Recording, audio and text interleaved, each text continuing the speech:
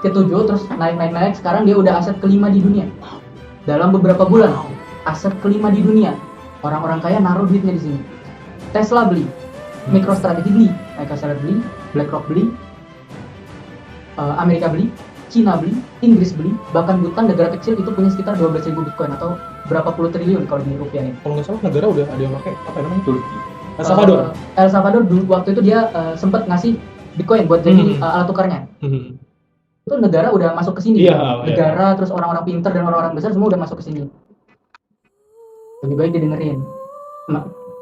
didengerin. Kita berdua lebih baik mendengarkan Bitcoin. Karena harganya di 2022 itu sekitar 300 jutaan.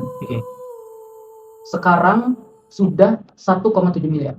Betul. Naik sekitar 6 kali lipat dalam 2,5 tahun terakhir. Bahkan naik 350.000 kali lipat dalam sekitar 10 atau berapa belas tahun terakhir.